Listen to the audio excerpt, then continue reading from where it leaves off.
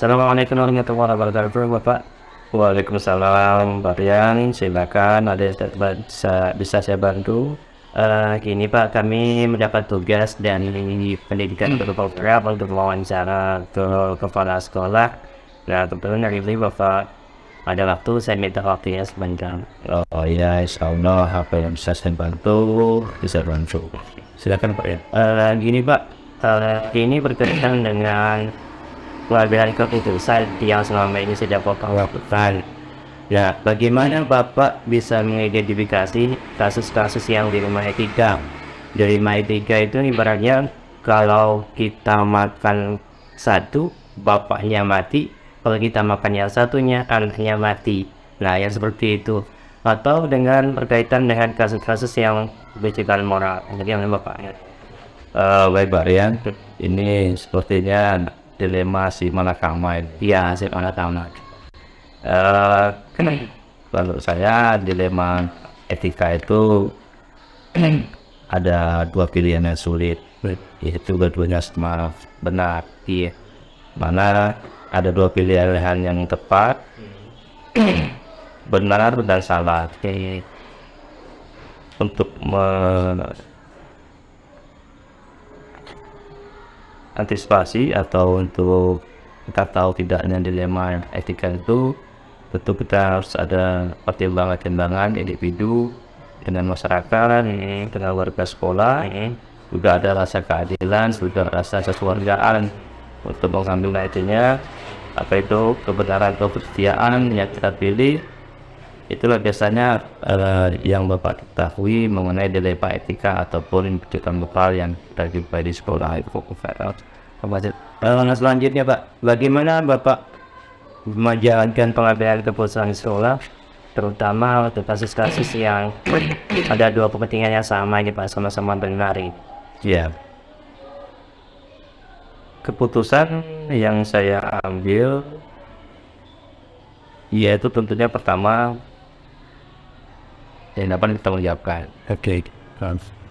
Juga dengan segala kesadaran diri kita, terutama kepala sekolah, warga sekolah yang ada, juga mengenai keadaan sosial, baik itu siswa kita, serta ya perhatian kita dalam sosial ke masyarakat, juga kita menilai nilai keadilan yang tentunya dalam nanti kita mengambil keputusan tersebut. Oke. Kemudian Pak, dari yang kasus-kasus yang tadi, ada nggak kira-kira langkah-langkah yang Bapak tempuh untuk melakukan keputusan itu? Ada varian ini sepertinya setiap sekolah ini juga memiliki masalah yang sama, yaitu etika. Seperti ada anak kita ini seperti salah satu yaitu mungkin Kakak Sulam yang sudah kita ubah. Itu kemarin kita rapat juga, jadi kita identifikasi dulu masalah yang akan kita ambil, yang kita putuskan. Terus juga kita mencari informasi mengenai alat tersebut atau permasalahan tersebut. Itu tidak satu informasi saja kita ambil, juga solusi dari informasi yang kita berikan nanti apa, dan tentu ada pertimbangan bukti juga dari simpak tinggal lakukan tersebut. Juga ya tinjauan keputusan juga itu nanti pengaruh tidaknya, baik buruknya itu nanti kita putuskan. Oke. Berarti ada beberapa prosedur ya, terutama kemungkinan ada fakta-faktanya, informasi yang diperoleh pun tidak satu arah. Tadi dia membawakan dari berbagai, kemudian dari itu barulah diputuskan satu keputusan selesai. Oke, kemudian kalau apa saja Pak yang efektif dalam membantu Bapak mengambil sebuah keputusan?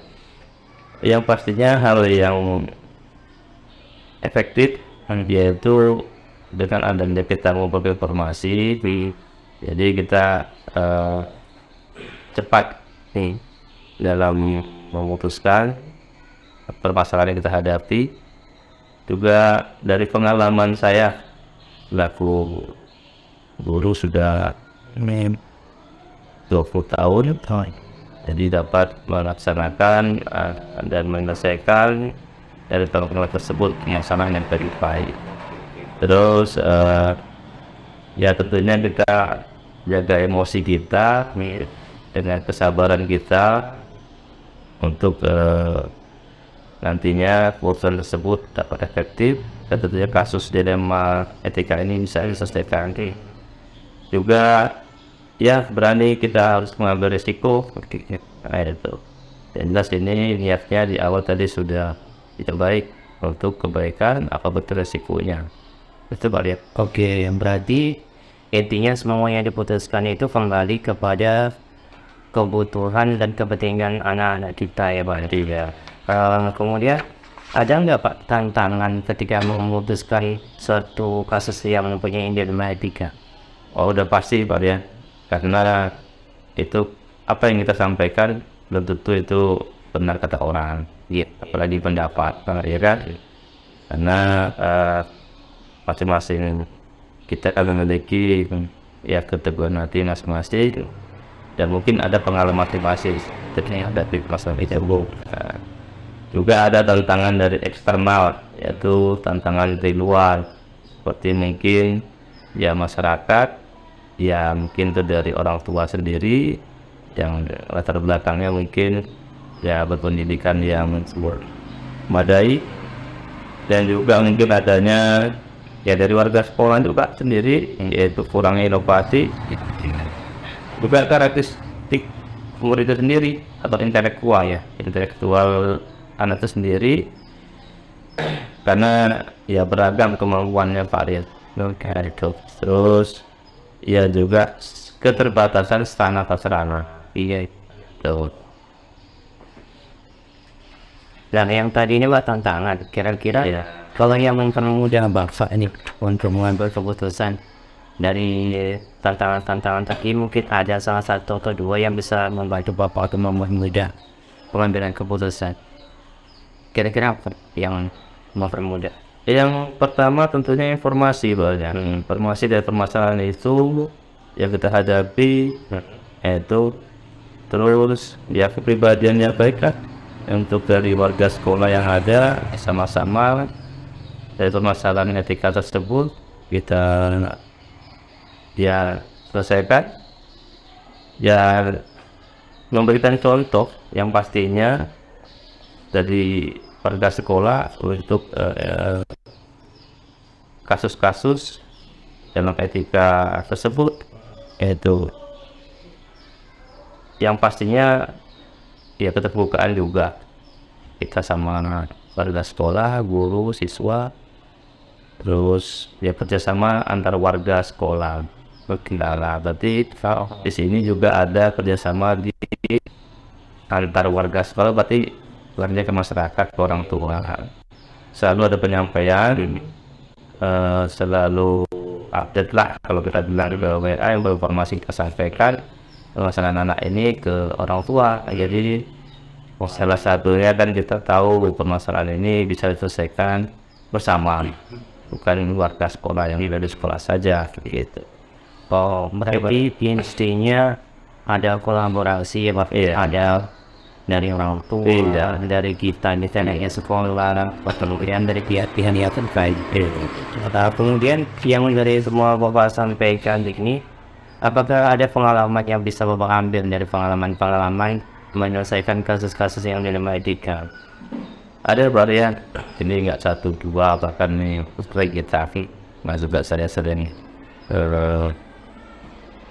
dimufai dan kami rasai selama jadi guru kemarin itu adanya dilema etika ini.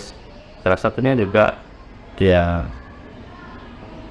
pembulian terhadap anak ini tuh dalam bentuk dia geng-geng atau kelompok-kelompok.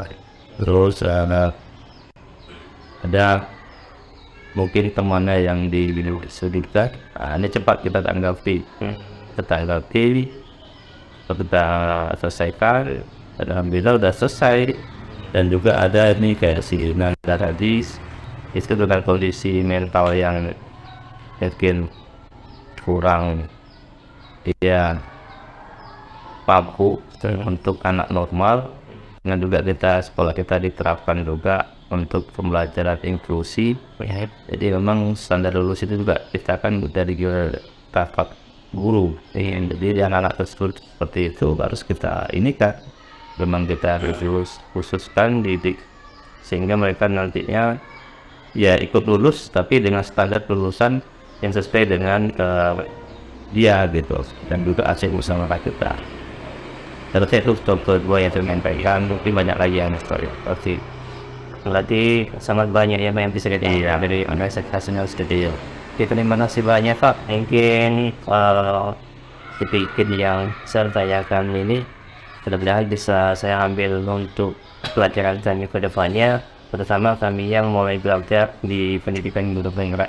Terima kasih banyak waktunya. Mudah-mudahan kami doakan apa yang Bapak lakukan lancar kegiatannya sekolah kita yang kita banggakan ini semakin maju di depan.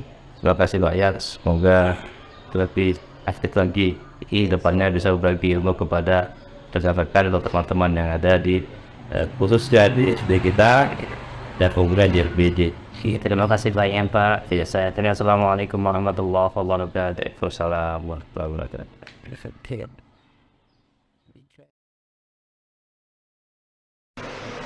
Assalamualaikum warahmatullahi wabarakatuh. Waalaikumsalam warahmatullahi wabarakatuh Pak Rian. Alhamdulillah. Terima kasih waktunya ini Bu.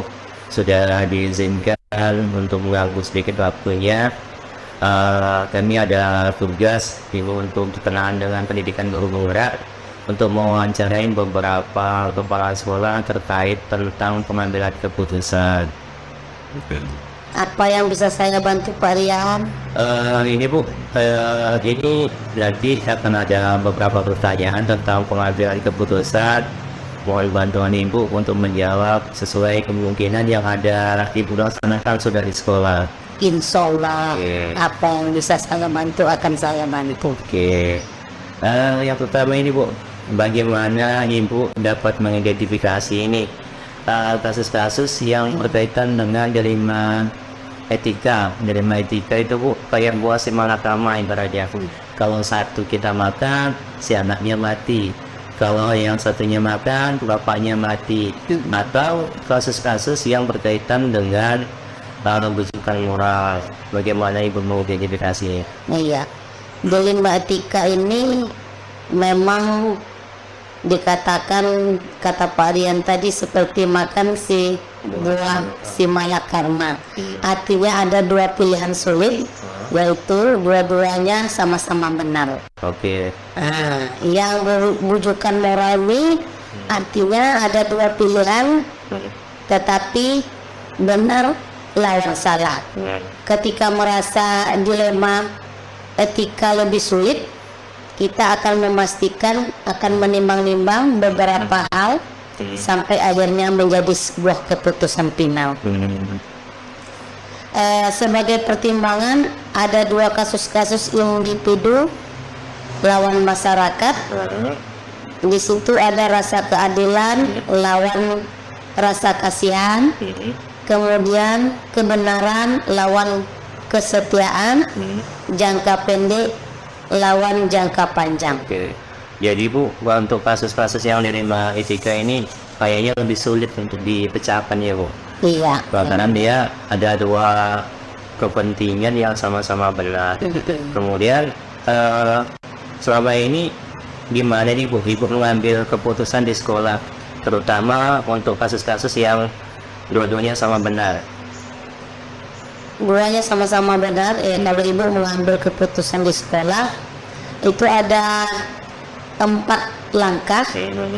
Yang pertama biasanya Ibu mengambil kompetensi kesadaran diri, kemudian pengelolaan diri, kemudian lagi kesadaran sosial, dan yang keempat keterampilan yang berhubungan dengan sosial.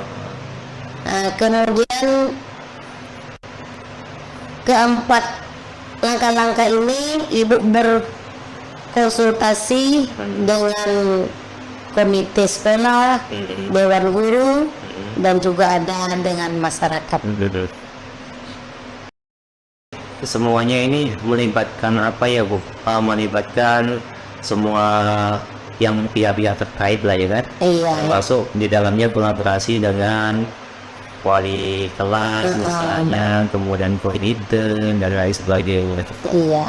Kemudian Bu, ada nggak langkah-langkah yang Ibu tempuh nih atau prosedur seperti apa yang Ibu lakukan di sekolah untuk menentukan sebuah keputusan itu? Biasanya langkah-langkah yang saya putuskan, saya ambil di sekolah ya seperti identifikasi keputusan yang perlu kita ambil, kemudian mengumpulkan informasi yang relevan, mencari solusi alternatif, juga mempertimbangkan bukti-bukti yang ada, kemudian memilih dari sejumlah alternatif yang ada, baru mengambil tindakan. Kemudian setelah itu meninjau keputusan atau pengaruh dari keputusan tadi, mana yang baik dan mana yang buruk yang akan kita ambil tindak lanjutnya. Berarti kalau boleh saya simpulkan Bu, dari awal itu kita ambil dulu ya Bu, yang kira-kira akar masalahnya apa, kemudian kita carikan solusi-solusi alternatif, kemudian baru diputuskan dia sebuah keputusan, dan kemudian keputusannya itu direfleksikan kembali untuk mengetahui efek atau dampak dari sebuah keputusan yang kita ambil. Kemungkinan seperti itu ya Bu. Iya, benar sekali Pak Rian. Kemudian kira-kira hal apa saja ya Bu yang bisa membantu Ibu efektif dalam mengambil sebuah keputusan dalam kasus-kasus dilema etika?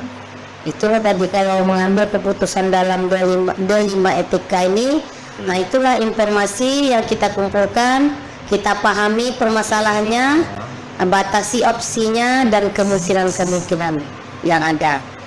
Kemudian menanyakan kepada orang lain yang berpengalaman, ingat lagi target yang akan kita laksanakan. Kemudian membayangkan apa yang akan terjadi. Selanjutnya berani kita mengambil risiko. Selanjutnya lagi harus mampu kita menjaga emosi, jaga pikiran, lepaskan diri kita sementara dari pilihan-pilihan yang negatif. Ada nggak tantangannya dalam mengambil keputusan tentang kasus-kasus yang dilema etika ini? Sangat banyak Pak Rian. Kasus atau tantangannya yang kita ambil, seperti tantangan internal dalam pembuatan keputusannya, ada seperti perbedaan pendapat. Tantangan eksternal yaitu tentang perbedaan pendapat kepala sekolah dengan masyarakat, kepala sekolah dengan para majelis guru. Selanjutnya juga ada kurangnya daya inovasi dari warga sekolah, karakteristik murid yang beragam yang ada di sekolah, baik yang berkemampuan awal dan berkemampuan jemaah. Selanjutnya masyarakat dan orang tua belum sepenuhnya mendukung program-program kita yang kita buat di sekolah. Berarti termasuk lumayan banyak ya Bu tantangannya. Tapi setelah tantangan tadi ini Bu, yang kira-kira ada nggak yang mempermudah? Kan banyak ini tantangan yang tadi itu.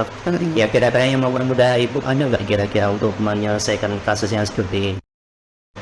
yang mempermudah untuk menyelesaikan kasus-kasus yang seperti tadi ya. Yang jadi etika, Bu. Iya. Nah, seseorang atau partner yang dapat mempermudah dalam menghadapi dilema etika tadi.